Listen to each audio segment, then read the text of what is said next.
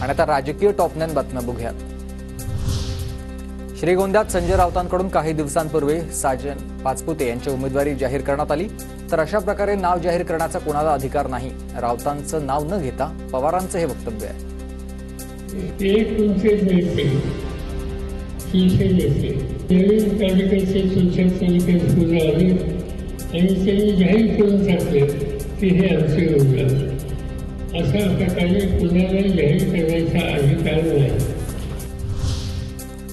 कुणीही कुठेही उमेदवारी जाहीर केलेली नाही। श्रीगोंदा संदर्भात शरद पवारांकडे चुकीची माहिती, संजय राऊतांचं स्पष्टीकरण।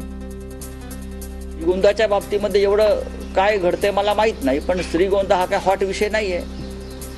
श्रीगोंद्यामध्ये महाविकास आघाडीचा आमदार जिंकले मला माहिती आहे, आणि तो जिंकायलाच हवा। कोणीही कुठेही उमेदवारी जाहीर केलेली नाही। अजित पवारांचा दौरा रद्द करणारा अजून जन्माला यायचा आहे। पक्षाविरोधात जो भूमिका घेईल त्याला त्याची जागा दाखवू। अजितदादांचं नाव न घेता उमेश पाटलांना इशारा। मध्ये तर कोण पट्ट्या म्हणला, आत्ताचा दौरा मी रद्द केला, अरे तू कसा रद्द केला? अजित पवारनी आखलेला दौरा रद्द करायला अजून माणूस जन्माला यायचा। मी अजितदादांचा दौरा रद्द करण्या इतका मोठा नेता नाही। माझ्या सांगण्यावरून अजितदादा ऐकत असते तर मी ह्या आमदाराची उमेदवारी रद्द केली असती, असंही उमेश पाटलांचं त्यानंतर उत्तर आहे। मी कशाला दौरा रद्द करायला लावतोय? मी काय एवढा मोठा नेता नाहीये की दादांचा कुठला तरी दौरा रद्द करायला लावेल। आणि माझ्या सांगण्यावरनं जर दादा ऐकत असते तर मग मी या आमदाराची उमेदवारी रद्द करून टाकली असती। राज ठाकरेंनी बोलावली पक्षाचे नेते आणि सरचिटणीस यांची बैठक। उद्या सकाळी 9 वाजता शिवतीर्थ निवासस्थानी बैठक होणार। पक्षाच्या सर्व नेत्यांनीही निवडणूक लढवावी, अमित ठाकरे यांची आग्रही भूमिका। सुप्रिया सुळेंनंतर अजितदादांचे भावी मुख्यमंत्री पदाबाबत बारामतीमध्ये बॅनरबाजी। ईदच्या शुभेच्छा देणाऱ्या बॅनरवर भावी मुख्यमंत्री असा उल्लेख, तर बॅनरनं काही होत नाही।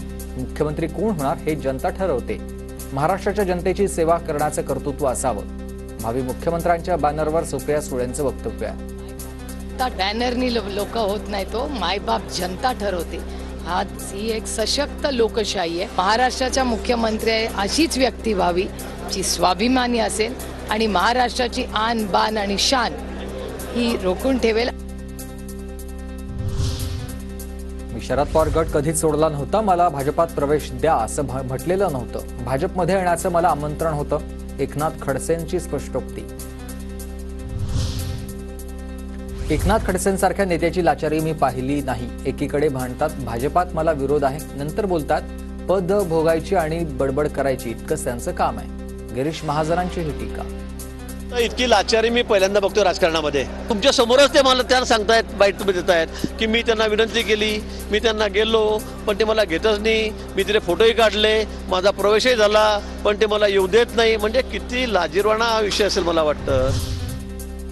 एकनाथ खडसे सातत्यानं भूमिका बदलतात, प्रत्येक वेळी वेगळं बोलतात। त्यांचं नेमकं काय चाललंय याबद्दल मी काय सांगणार? छगन भुजबळांची प्रतिक्रिया। शरद पवार साहेबांकडे आहेत, मग तिथून ते जातात भाजपकडे जायचं म्हणतात। ते मी थांबलेलं आहे, ते आहे काय काय काय काय मग परत ते म्हणतात मी शरद पवारांकडे आहे। तर मला काही कळलं नाही की काय नक्की काय आहे। जे वर्तमानपत्रातून वाचतं तेवढंच म्हणत.